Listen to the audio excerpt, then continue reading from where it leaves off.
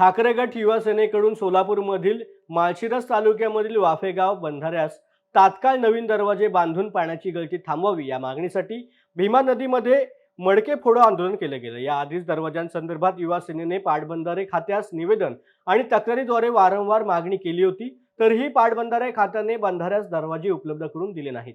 त्यामुळे शेतकरी वर्गामध्ये नाराजी आहे। सध्या माळशिरस आणि माढा तालुका दुष्काळग्रस्त जाहीर झालाय। त्यातच बंधाऱ्याचे दरवाजे जीर्ण झाल्यामुळे पाण्याची गळती होऊन बंधारा कोरडा पडू शकतो। यामुळे शेतकऱ्यांना पाणी टंचाई सामोरे जाण्याची शक्यता असून वाफेगाव बंधाऱ्यास तात्काळ नवीन दरवाजे बसवावे, अन्यथा युवा सेनेचे कार्यकर्ते या बंधाऱ्यातच जलसमाधी आंदोलन करतील, असा इशारा युवा सेनेच्या पदाधिकाऱ्यांनी यावेळी दिला आहे। युवा सेनेच्या वतीने पाटबंधारे खात्याला आम्ही वारंवार मागणी केली होती। वाफेगाव आणि बेंबळे या दोन गावाच्या मध्ये जो असणारा बंधारा आहे, त्या बंधाऱ्याची दारं पूर्णपणे जीर्ण झालेली आहेत आणि जीर्ण झाल्यामुळे आपण पाहतोय की पूर्णपणे बंधाऱ्याला किती गळती लागलेली आहे। आणि आम्ही वारंवार 4 ते 5 वेळा पाटबंधारे खात्याला पत्र व्यवहार करून दाराची मागणी केलेली होती। त्यांच्याकडून वारंवार असं आम्हाला सांगितलं जातं की आम्ही दारं देतोय, पण कधी देतोय हे त्यांनी आज काय सांगितलेलं नाही।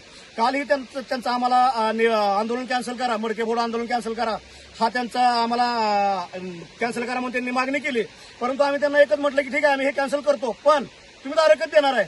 त्यांच्याकडे आज काय उत्तरही येत नाही। त्याच्यामुळे आम्ही पाटबंधारे खात्याचा निषेध करतोय आणि आम्हाला एक 20 दिवसामध्ये जर पाटबंधारे खात्याने जर दारं नाहीत दिली तर आम्ही युवा सेनेच्या वतीने तिथं जलसमाधी घेऊ। आमच्या पुढे दुसरा पर्याय राहिलेला नाही, कारण माळशिरस तालुका असेल, माढा तालुका असेल, हे दुष्काळग्रस्त जाहीर आहेत आणि पाण्याशिवाय शेतकरी असेल किंवा जनावर असतील ही जगू शकत नाहीत।